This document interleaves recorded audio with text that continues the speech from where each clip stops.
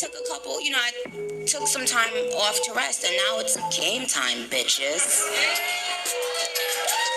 You have no idea.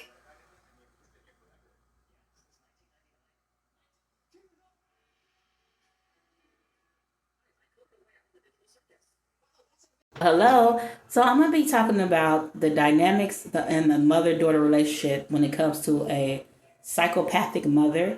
Okay, if you haven't watched interviews with a psychopath, check that out and check out Psychopath for a Psychopath. Okay, and this I'm gonna be kind of touching on psychopathic mothers in regards to um, life of royalty. Okay, my personal opinion is she's a psychopath, just like CJ. Psychopathic women present differently. Okay, and I don't like that she's using her daughter essay allegation kind of like as a smokescreen to kind of deflect from the abuse that's been happening with Dea.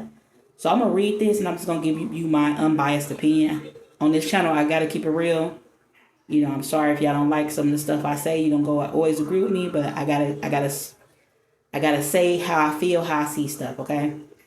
So it says dynamics in the mother-daughter relationship, manipulation and control. Psychopathic mothers may use their children as pawns in their schemes, and that's literally what's going on right now, to manipulate others or to deflect responsibility. So she's basically trying to use Jalea as a pawn in her scheme to deflect from the new abuse that's happening with the baby girl. With people was calling her forehead and all that stuff because her forehead was swelled up from all the injuries that her father possibly may have caused her. And if instead of addressing that, they're talking about essay allegations and stuff like that, which a lot of people, for the most part, didn't believe them. So I don't understand why they bringing that back up. And also, something else that was disturbing is that she admitted that she was getting money from him. Now, none of this is tea to me. Like I said, interviews with a psychopath, I said he was giving them money. And I think I made that video like a week ago. I said I believe that he was paying them to stay offline. Okay, that's what I said. So none of this shocks me. They're confirming is what I've already pretty much said in other videos, that money was being exchanged. You kind of tell that by the way, she's not really doing anything in regards to her youngest daughters and her numerous head injuries. Okay, it says manipulation and control. Psychopathic mothers may use their children as pawns and schemes to manipulate others or to deflect responsibility. Lack of empathy. They are generally incapable of providing nurturing, trust, or emotional security, leaving daughters feeling unseen, unheard, or emotionally neglected. Conditional affection. Affection is typically only given when the daughter behaves in a way that feeds the mother ego. And that's kind of like with Jalea having to even come out and speak on this. At the end of the day, Jalea's an adult. She's 18. So just like, Jalea can address something that's going on with Dea, the mom can too. Legally by law, Jalea is an adult, even if she is 18.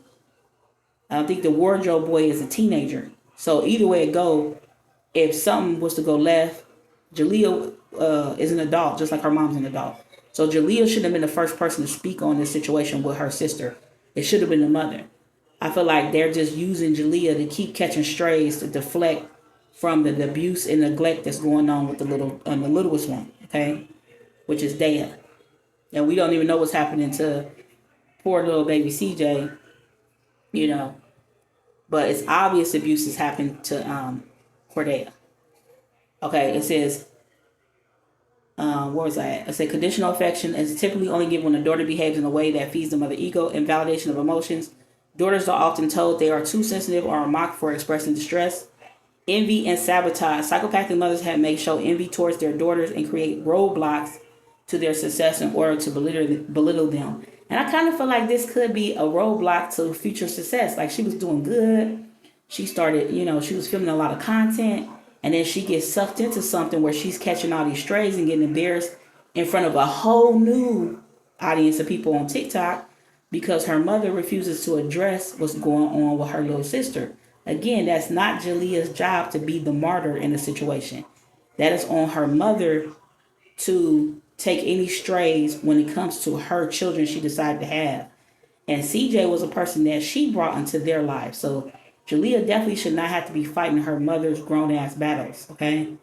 Especially when it comes to younger siblings that's in the mother's care. So it's just like she just keep catching strays and people are just using her almost like a human shield or a human smoke screen or deflection in this game that they're playing.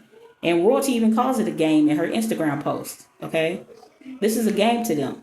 The only people that are getting hurt are the children. Okay? So I kind of feel like this was some kind of envious sabotage. Because how was this going to help Jalea's brand? It wasn't. Okay? So that seems like some sabotage. It says low self-esteem and self-doubt. Daughters often struggle with insecurity and constant internal voice of criticism resulting from their upbringing.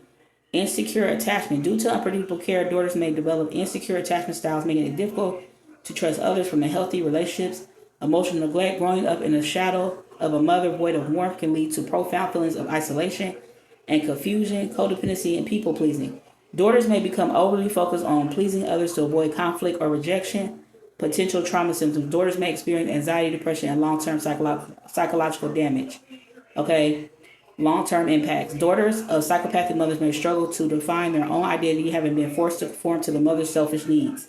They may be at an increased risk for developing their own mental health challenges, or in some cases displaying similar traits to their mothers as survival mechanism.